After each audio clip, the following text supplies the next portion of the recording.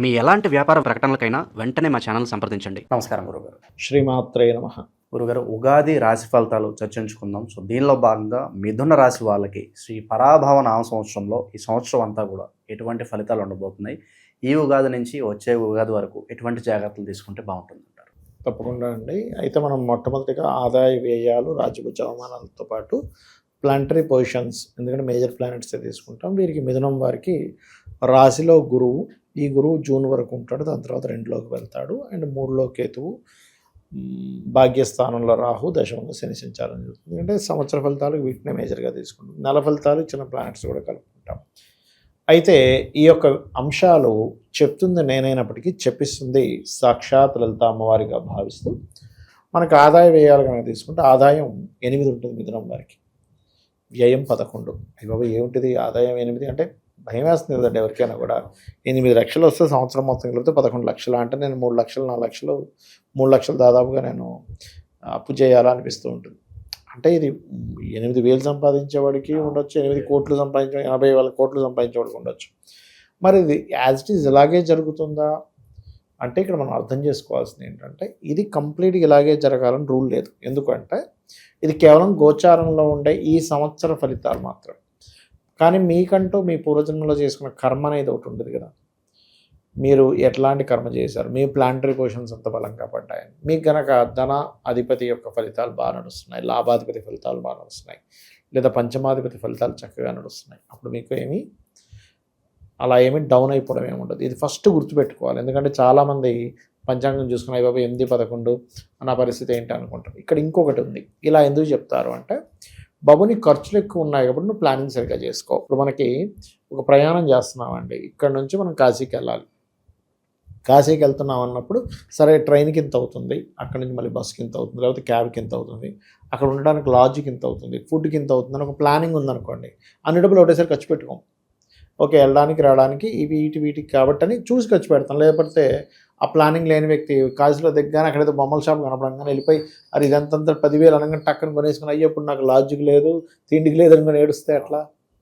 So planning కోసం చెప్తారు ఇవి యాక్చువల్గా. సో 8 ఆదాయం ఉంది, వ్యయం 11 ఉందంటే నీకు ఖర్చులు ఎక్కువగా ఉండబోతున్నాయని జాగ్రత్త. అయితే ఇక్కడ నేను చెప్పేది ఏంటంటే వ్యయం తగ్గించుకోవచ్చు, ఆదాయాన్ని పెంచుకోవచ్చు. మీ రాశ్యాధిపతి ఎవరో తెలుసుకోవాలి ఫస్ట్. మీది మిథునం కదా, 2వ స్థానాధిపతి చంద్రుడు, వ్యయాధిపతి శుక్రుడు. దీన్ని మీరు కనుక బ్యాలెన్స్ చేసుకోగలిగితే ఖచ్చితంగా మీరు సెట్ అయిపోతుంది. అదేం పెద్ద విషయం కాదు. ఇప్పుడు ఎలాగా అంటే ధనాధిపతిని పెంచుకోవాలంటే ఏంటి, చంద్రుడికి సంబంధించినటువంటి అంటే చంద్రుడికి అధిష్టాన దేవతలు రాజరాజేశ్వరి అమ్మవారి అష్టోత్తరం. అలాగే 2వ స్థానం ఇంకా బాగా ఇంప్రూవ్ అవ్వాలంటే 2వ స్థానం అంటే ఏంటి, ఏం కోరుకుంటాం సర్వసాధారణంగా మనం కుటుంబాభివృద్ధి, ఫైనాన్షియల్ అభివృద్ధి, అంతే కదండి. ఈ రెండే మనం మేజర్గా తీసుకుంటే చాలా ఉంటాయి అందులో. కాకపోతే ఫైనాన్షియల్ అభివృద్ధి కలగాలి అంటే ఓం ధర్మాధ్యక్ష ధనాధ్యక్ష ధనధాన్య వివర్ధనీయ నమః చేసుకోవాలి. ఎందుకంటే మనకి సంపత్కరీ సమారూఢ చేయొచ్చు కదా. అంటే ఇక్కడ లగ్నంలో గురువు కూర్చున్నాడు, 2వ స్థానంలోకి వెళ్తున్నాడు నెక్స్ట్ మనకి ఎప్పటి నుంచి, జూన్ నుంచి. అంటే 2లో గురువు ఎగ్జాల్ట్ కదండి, అప్పుడు ఇస్తాడంటే ఇస్తాడు. కానీ గురువు స్వరూపం మారింది కాబట్టి డబ్బులు ఇస్తూ ఉంటాడు. దాని మూలంగానే కొంత కుటుంబ వ్యవహారాల విషయంలో ధనం మూలంగానే కొన్ని ఎమోషన్ డ్రామాస్ కూడా నడుస్తూ ఉంటాయి. ఇక్కడ నాకు ఇవ్వట్లేదని, లేకపోతే నాకు ఇంత ఇచ్చాను, నీకు ఇంత ఇచ్చాను, నాకు సరిగ్గా చూపించట్లేదు, వాల్యూ ఇవ్వట్లేదని, ఇలాంటివి కూడా నడుస్తాయి మిథునం వారికి. కాబట్టి ఇక్కడ ఏంటంటే ముందు ఓం ధర్మాధ్యక్ష ధనాధ్యక్ష ధనధాన్య వివర్ధనీయ నమః అని చేసుకుంటూ 12వ అధిపతి మీకు శుక్రుడు అవుతున్నాడు కాబట్టి బొబ్బర్లు కనుక మీరు దానంగా ఇస్తూ ఉన్నట్లయితే ఖచ్చితంగా ఈ 8, 11 రివర్స్ చేసుకోవచ్చు. మనం షుగర్ రివర్సల్ ప్రోగ్రామ్ లాగా ఆదాయ వ్యయాలు రివర్సల్ ప్రోగ్రామ్ చేసుకోవచ్చు, అందులో ఎటువంటి డౌట్ లేదు. ఓకే, ఇక మొదటి 6 నెలల గురుగారు ఏ విధంగా ఉంటుంది, ఎటువంటి విషయాల్లో ఎక్కువగా జాగ్రత్తగా ఉండాలి వీళ్ళు? ఫస్ట్ ఆఫ్ ఆల్ ఏంటంటానండి, మొదటి 6 నెలలు లగ్నంలో గురువు ఉంటున్నాడండి. లగ్నంలో గురువు మంచివాడే కదా అనిపిస్తుంది సహజంగా, శుభగ్రహం. కానీ ఎప్పుడు కూడా ఉన్న రాశి ఉన్న భావాన్ని ఆయన ఎప్పుడు కూడా ఇచ్చాడు, చూసే భావాలని మంచి చేస్తూ ఉంటాడు. దానివల్ల ఏంటంటే దశమాధిపతి సప్తమాధిపతి అయినందుకు ఇక్కడ వర్క్ ప్రెషర్ ఎక్కువగా ఉంటూ ఉంటుంది. అంటే సాధారణంగానే మిథునం వారికి ఏంటంటే తెలివితేటలు ఎక్కువ, నడిచే వికీపీడియా అని చెప్తుంటాను ఎప్పుడు. అంటే చాలా లాజికల్ థింకింగ్, ధర్మబద్ధంగా ఉండాలనే కాన్సెప్ట్ కూడా వీళ్ళకు ఉంటుంది, ఉండదని కాదు. కానీ ఇక్కడ ఏమైపోయిందంటే ఎప్పుడైతే లగ్నంలో గురువు వచ్చేస్తాడో కొంచెం ప్రెషర్, హెవీ ప్రెజర్ అంటే కొంతమందికి తిరగడం అనుకోండి, వర్క్స్ ప్రెజర్ ఎక్కువైపోవడం అనుకోండి, జాబ్ ప్రెజర్ ఎక్కువ అవ్వడం అనేటువంటిది ఇస్తూ ఉంటాడు. ఎప్పుడైతే సెకండ్ హాఫ్ అంటే జూన్ ఇప్పుడు మనకి ఇది ఏప్రిల్లో వస్తుంది కాబట్టి ఏప్రిల్, మే, జూన్, జూలై, ఆగస్ట్, సెప్టెంబర్ నుంచి సెకండ్ హాఫ్ స్టార్ట్ అవుతాయి, సెప్టెంబర్, అక్టోబర్ నుంచి. బట్ జూన్ నుంచే కొంతవరకు వీళ్ళకి రిలీఫ్ అనేది లభిస్తుంది. అంటే ఆ బరువు ఏదైతే ఉందో ఒంటి మీద అది కొంచెం క్లియర్ అవుతూ ఉంటుంది చెప్పాలంటే. ఓకే.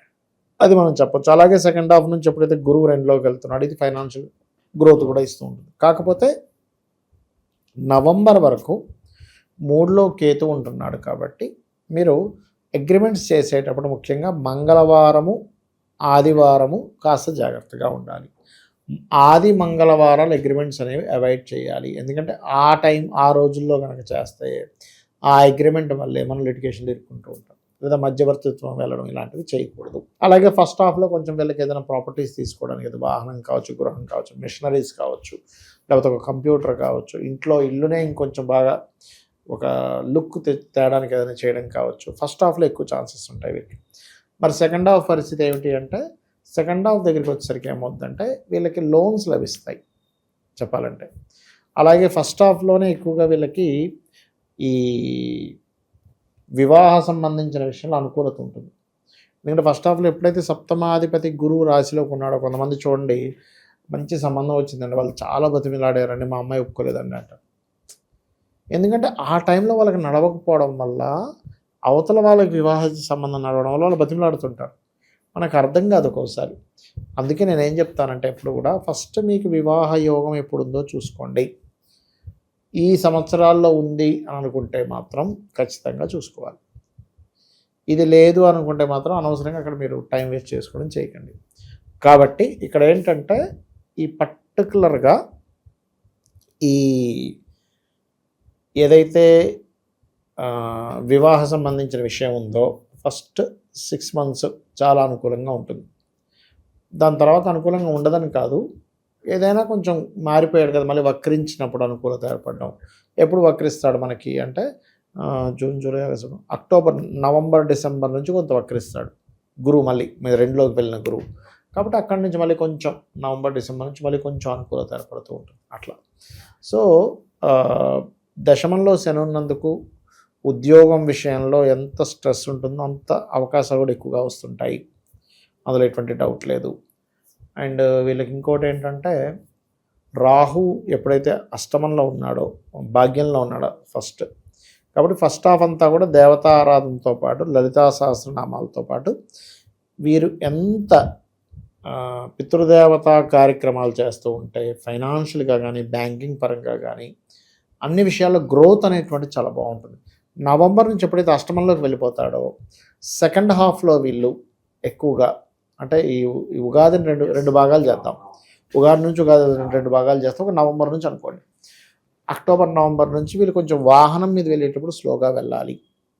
ఇంకోటి ఏంటంటే న్యాచురల్గా మకర రాశిలోకి వెళ్తుంది. అది మకర రాశిలోకి వెళ్తున్నప్పుడు ఏమవుతుంటుందంటే ఉద్యోగం విషయంలో కొంచెం ఆల్ ఆఫ్ సడన్గా మార్పు కూడా ఇస్తూ ఉంటుంది సెకండ్ హాఫ్లో. అది ప్రధానంగా చూసుకోవాలి. బట్ వీళ్ళకి ఫైనాన్షియల్గా అయితే మనం ఇందాక చెప్పుకున్నట్టుగా కొంచెం మనకి జూన్ నుంచి కొంచెం గురువు 2లోకి వెళ్తున్నాడు కాబట్టి బాగానే ఉంటుంది. అక్కడ నుంచి లోన్స్ కూడా లభిస్తాయి చెప్పాలంటే వీరికి. ఉద్యోగంలో నిలకడలేదని బాధపడుతుంటారు, ప్రమోషన్స్ రావట్లేదు, లేదా నిరుద్యోగులు అయితే ఉద్యోగం మాకు ఎప్పుడు వస్తుందని కాస్త. అవునండి, అంటే ఎగ్జాక్ట్లీ. అంటే ఒకటి ఇక్కడ ఏంటంటే ఉద్యోగం రావడము, నీకు ఇష్టమైన జాబ్ రావడం, నువ్వు కాంప్రమైజ్ అవుతూ ఉద్యోగం చేయాల్సిన పరిస్థితి రావడం, లేదా టెంపరీగా ఉద్యోగంలో జాయిన్ అవ్వడం, లేదా 2-3 ఉద్యోగాలు చేయడం, రకరకాల కాన్సెప్ట్స్ ఉంటాయి. సహజంగానే మిథునం వారికి ఏంటంటే డియోల్ సైన్ అంటారు దాన్ని. మీరు గమనించండి, ఎనీ మిథునం వారు వాళ్ళు ఏదైనా ఒక పని చేయాలంటే రెండు ఎక్స్ట్రీమ్స్కి వెళ్ళిపోయి ఆలోచిస్తుంటారు. ఇలా చేస్తే ఏమిటి, ఇలా చేస్తే ఏమిటి, దీన్ని కంప్లీట్ అనాలిసిస్ చేసుకొని ముందుకెళ్తారు. అది కేవలం వాళ్ళు వాళ్ళ పర్సనల్లోనే కాదు, చదువుతున్న అలాగే ఉంటుంది. నేను ఇప్పుడు ఈ కోర్స్ చేయాలా వద్దా, చేస్తే ఏంటి లాభాలు నష్టాలు మొత్తం రాసుకుంటారు ఒక పారాగ్రాఫ్ కొట్టేసి. వివాహం చేసుకోవాలంటే కూడా ఇప్పుడు ఏమిటి, నేను ఈ అమ్మాయిని వివాహం చేసుకుంటే ఏంటి, ఈ అబ్బాయిని వివాహం చేసుకుంటే ఏంటి అని మొత్తం లెక్కలేసుకుని ఉంటారు. వీళ్ళు ఏంటంటే వీళ్ళ విషయంలోని, చదువు విషయంలోని, జీవిత భాగస్వామి విషయంలోని, కెరీర్ విషయంలోని చాలా అనాలిసిస్లు ఉంటాయండి. ఇప్పుడు ఏమైపోయిందంటే దశమంలో శని ఉండేసరికి వీళ్ళు ఫస్ట్ వచ్చిన అవకాశాన్ని తీసుకుంటుండాలి. లెక్కలు వేసుకొని వదిలేసుకుంటుంటే మళ్ళీ ఇబ్బంది వస్తూ ఉంటుంది. ఎందుకంటే దశమంలో శని ఖచ్చితంగా ఉద్యోగ అవకాశాలు ఇస్తుంది. ఇక్కడ ఏంటంటే మనం చూడండి, ఒక్కోసారి కొన్ని అవకాశాలు వదులుకున్నాక అయ్యయ్యో ఎందుకు వదులుకున్నాం అనిపిస్తుంది. కొంతమంది హీరోయిన్లు విషయాల్లో కూడా చూడండి, వాళ్ళు ఏం చేస్తారు, మంచి అవకాశం వస్తే నాకు ఈ సినిమా వద్దంటారు, తెలియజేస్తుంది పెద్ద హిట్ అయి కూర్చుంటుంది. కాబట్టి నేనేమంటానంటే దశమంలో శని ఉన్నప్పుడు ఎప్పుడూ కూడా ఏ అవకాశం వస్తే అవకాశం, సరే ₹1,00,000 శాలరీకి చేస్తారు, 70,000 వచ్చింది, ఫస్ట్ అది ఎంటర్ అయిపోండి, 1,00,000 వచ్చిన తర్వాత మీరు చూద్దరు. కానీ ఎప్పుడూ వర్క్లో ఉండాలి. అలాగే ఉండేలా గ్రహస్థితి ఉంది, అలాగే అవకాశాలు కూడా వస్తాయి. కానీ దాన్ని విస్మరిస్తే ఏమవుతుందంటే మనకి జాతక చక్రంలో గోచారంలో ఒక గ్రహస్థితి ఒకదాన్ని సూచిస్తున్నప్పుడు దాన్ని నువ్వు ఎప్పుడైతే వద్దు అనుకొని ముందుకు వెళ్తుంటావో అది నీకు అది అంటే మీకు కనెక్ట్ అవ్వదు అక్కడ. సార్ మామూలుగా కొత్త సంవత్సరం అంటే కొంతమంది కొన్ని రిజల్యూషన్స్ తీసుకుంటూ ఉంటారు, ఈ సంవత్సరం నా రిజల్యూషన్స్ చెప్పి. అది పక్కన పెట్టేస్తే మన గ్రహాల పరంగా వీళ్ళు చిన్న చిన్న మార్పులు చేసుకుంటే మీ జీవితం బాగుంటుందంటే ఏం చెప్తారు? ఎప్పుడైనా అండి మిథునం వారికి ఒకటే చెప్తాను, మనకి ఒకటి గుర్తుపెట్టుకోవాల్సింది ఏంటంటే అసలు పూర్వజన్మ కర్మ మనం ఏం చేసాము దాన్ని బట్టి మనం నిర్ణయాలు తీసుకోవాలి. అంటే అలాంటి చిన్న ఎగ్జాంపుల్ చెప్తా చూడండి. మనం పాస్ట్లో ఏదో అకౌంట్లో ఇంత మనీ వేసాము, లేదా పలానా చదివాము, లేదా నా ఇల్లు ఇంత స్పేస్ ఉంది, దాన్ని బట్టి మీ ఇంటికి ఉన్న స్పేస్ని బట్టి మీ ఇంట్లో ఎంతమందిని ఆహ్వానించాలో ఆహ్వానిస్తారు. మీ బ్యాంకులో ఉన్న అకౌంట్ని బట్టి మీరు ఒక చెక్ ఇస్తారు అవతల వాడికి, అవునా? లేదా మీరు చదివిన చదువుని బట్టి ఉద్యోగం వెతుక్కుంటారు, లేదా మీకుండే కెపాసిటీని బట్టి ఒక వ్యాపారం పెడతారు. అలాగే పూర్వజన్మల్లో చేసిన కర్మ ఏ రూపంలో మనం అటాక్ చేస్తుందో తెలుసుకోవాలి ఫస్ట్. ఎప్పుడు కూడా మిథునంలో నువ్వు పుట్టావంటే మైండ్ గేమే నీకు కరెక్ట్, వెళ్ళిపోయి కొట్లాడకూడదు ఎప్పుడు కూడా. అంటే నువ్వు ఎప్పుడూ కూడా మిథునంలో పుట్టిన వాళ్ళు కూల్గా ఉంటేనే నీ లైఫ్ ఈ సంవత్సరం అని కాదు, ఈ పరాభానామ సంవత్సరం కాదు, ఏ సంవత్సరం అయినా బాగుంటుంది. ఎప్పుడైతే నువ్వు అగ్రెసివ్గా చేసావో ఏ పనైనా ఏ నిర్ణయమైనా లేకపోతే ఎవరితోనైనా గొడవలోకి వెళ్ళిపోయావో అదేమవుతుంటుంది అంటే స్పోర్ట్స్లో ఉండే వాళ్ళకి వేరే, కానీ జనరల్ పీపుల్కి కుజుడు కనుక పాడైందనుకోండి, ఉదాహరణకి వాళ్ళ పర్సనల్ చార్ట్లో పూర్వజన్మ కర్మకారులు, అదే వాళ్ళకి లైఫ్లో చాలా పెద్ద ఇబ్బందిని ఇస్తుంది. కాబట్టి అగ్రెసివ్ అనేటువంటిది మిథునానికి పనికిరాదు అదని చెప్తానండి. ఓకే, ఇక వీళ్ళు ఈ సంవత్సరం అంతా చేసుకోవాల్సిన పరిహారాలు దానాలు అంటే ఏం చెప్తారు గురుగారు? ఒకటేనండి, ఎప్పుడు కూడా మనకి దశమంలో శని భాగ్యంలో రాహు ఉన్నాడు కాబట్టి నువ్వులు మినుములు ఎక్కువగా దానంగా ఇస్తూ ఉండాలి, గుర్తుపెట్టుకోండి, నువ్వులు మినుములు. ఇక రెండవది ఏమిటి అంటే లగ్నంలో గురువు ఉన్నంత కాలము కాస్త గంధం ఉంటుంది, గంధాన్ని తీసుకెళ్ళి శివాలయంలో లేదా దక్షిణామూర్తి ఆలయంలో ఇస్తే కనుక వీళ్ళకి ప్రెషర్ అనేటువంటి చాలా మటుకు తగ్గిపోతుంది, అది చేయాలి. ఓవరాల్గా ఈ పరాభవ నామ సంవత్సరంలో మిథున రాశి వాళ్ళందరికీ ఏ విధంగా ఉంటుందో చాలా బాగా వివరించారు. ధన్యవాదాలు. శ్రీమాత్రే నమః.